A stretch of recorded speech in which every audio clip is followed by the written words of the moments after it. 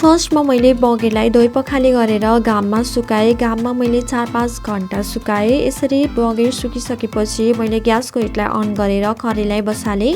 कराई तातिसकेपछि त्यसमा तेललाई एड गरेँ। तेल हजुरहरूले तरकारी पकाउँदा हाल्ने जति हाल्दा हुन्छ, धेरै हाल्नु पर्दैन। यसरी तेल खारिसकेपछि त्यसमा मैले 1 चम्चा मेथी, 2 चम्चा पानजिरा र 4वटा सुकेको खुर्सानीलाई एड गरेँ। यसरी एड गरिसकेपछि मैले भेट्नो फालेर हल्का प्रेस गरेर राखेको बगेरलाई पनि एड गरेँ। हजुरहरूले पनि बगेरको भेट्नो फालेर बगेरलाई हल्का प्रेस गरेर अचार बनाउनु होला। यसरी बनाउँदाखेरि बगेरको सबै भागमा मसलाहरू लाग्छ र अचार एकदमै मिठो हुन्छ। त्यस्तै गरेर यसमा मैले 1 चम्चा बेसारलाई पनि एड गरेर आधा चम्चा नुनलाई पनि एड गरेँ। हजुरहरूले आफ्नो स्वाद अनुसार नुन र बेसारलाई एड गर्नु होला र यसलाई मजाले चलाउने र एकछिन पकाउने। र अर्कोतिर मैले मसिनो गरी काटेर राखेको बेलीलाई पनि पकाउनको लागि राखिदिए। बगेरलाई 10-15 मिनट छोपेर चलाउँदै पकाउने। यसरी हेर्न सक्नुहुन्छ हजुरहरूले हाम्रो बगेर यतिको भइसकेको छ। अर्कोतिर हाम्रो भेली पनि पग्लेर यतिको भइसकेको छ, हजुरहरूले देख्न सक्नुहुन्छ।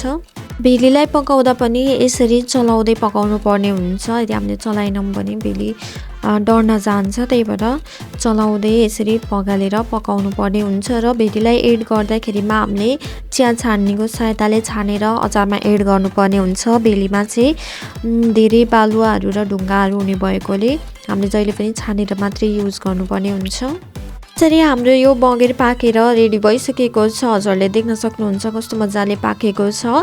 यसरी बगेरलाई पकाउँदाखेरि हामीले लो हिटमा पकाउनु पर्ने हुन्छ। ग्यासको हिटलाई हाई गर्दाखेरिमा हाम्रो यो बगेर चाहिँ डढ्न जान्छ। यसरी हाम्रो यो बेली पनि पाकिसकेको छ। मैले ग्यासको हिटलाई अफ गरेँ र एउटा चिया छान्नीको सहायताले छानेर मैले यसलाई अचारमा एड गर्न गइरहेको छु।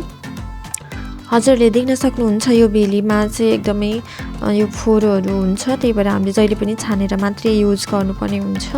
फेरि भेलीलाई एड गरिसकेपछि अचारलाई मजाले चलाउने र लो हिटमा पकाउने। यसरी 5-6 मिनट लो हिटमा पकाइसकेपछि हाम्रो अचार यतिको भइसकेको छ। यसमा मैले जिरा र धनियाँको पेस्टलाई पनि एड गरेँ र यसलाई मजाले चलाउने र फेरि 5-7 मिनट यसलाई लो हिटमा पकाउने। र हाम्रो यो अचार बनेर रेडी भइसकेको छ। हजुरहरूले देख्न सक्नुहुन्छ हेर्दै खाउँ खाउँ लाग्दो बगेरको अचार बनेर रेडी भइसकेको छ।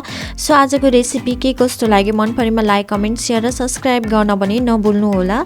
र अब यसलाई ग्यासको हिट अफ गरेर केही समय सेलाउन छोडिदिने र एउटा हावा नछिर्ने बोतलमा हजुरहरूले खनाएर राख्न सक्नुहुनेछ। So thank you so much for watching my videos. Bye bye, see you.